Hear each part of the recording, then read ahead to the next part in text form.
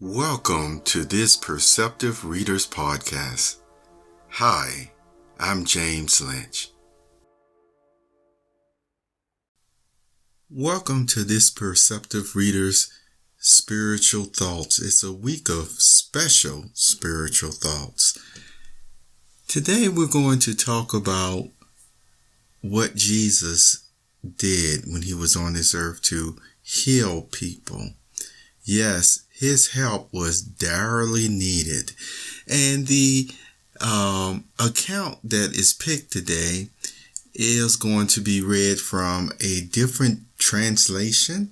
So far I've been using the New International Version, the King James Version, and also the New World Translation Version.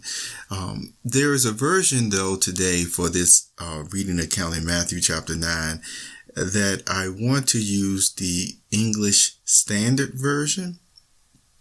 And what I want you to notice is this. I picked it out because of Jesus' willingness to heal persons. And he did this quite a bit. This account also shows, however, that when you want to do a good deed sometimes, and it does involve even standing up for somebody, it's like in order to help them, you do receive resistance at times. And yet Jesus set a great example on going ahead and doing the good deed anyway, you see. And so I want you to realize this. Jesus' heart was always in the right place, the right motive. Jesus was a perfect man when on the earth. And so think about this as well.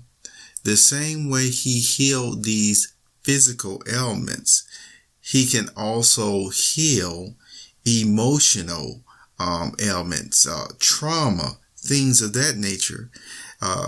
Just imagine sometimes some of the first steps of healing emotional and mental trauma involves taking care of the physical things that are hurting us, that's ailing us. Or would you not agree? Because if we're hungry, for instance, our stomachs may be rumbling. Other things are going on that's putting a lot of pressure on our hearts and minds. So if those things can be taken care of, and if anything that is hurting on our bodies is taken care of, what does that do? It put us even in a better state of mind to be able to heal even upstairs as we listen to comforting words. You will see just in this short account the things that Jesus said as he was about to heal or proceeding to go to his next assignment, so to speak, to help this person or that person. His winsome words, as the Bible account, one of them, not in this one, described the things that Jesus said. And not only did he have the winsome words, but he had the power to back up everything that he was saying. It's a wonderful thing. But like I said before, I want you to be aware that though you're going to see a miracle in this account that Jesus performs, you're also going to see some resistance that he received, you see, and yet he went on ahead and still performed the miracle anyway to give what was needed to this person anyway. All right. Now, here we go in Matthew chapter 9, verses 1 through 13. That's where we're going to stop. And getting into a boat, he crossed over and came to his own city. And behold, Some people brought to him a paralytic lying on a bed. And when Jesus saw their faith, he said to the paralytic, "Take heart, my son, your sins are forgiven." And behold, some of the scribes said to themselves, "This man is blaspheming." But Jesus, knowing their thoughts, said, "Why do you think evil in your hearts? For which is it easier to say, 'Your sins are forgiven,' or to say, 'Rise and walk'? But that you may know that the Son of Man has authority on earth to forgive sins," he then said to the paralytic, "Rise, pick up your bed and go home."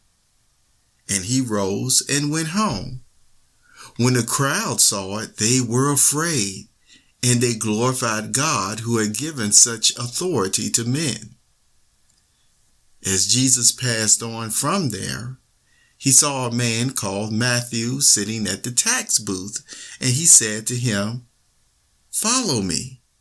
And he rose and followed him. And as Jesus reclined at table in the house, behold, many tax collectors and sinners came and were reclining with Jesus and his disciples. And when the Pharisees saw this, they said to his disciples, "Why does your teacher eat with tax collectors and sinners?" But when he heard it, he said, "Those who are well have no need of a physician, but those who are sick. Go and learn what this means. I desire mercy and not sacrifice. For I came to call the righteous, not to call the righteous, but sinners." Let me say verse 13 again. Go and learn what this means. I desire mercy and not sacrifice. For I came not to call the righteous, but sinners. This concludes our reading. I hope you enjoyed this encouraging thought from Jesus' own words. Have a wonderful day. Take care.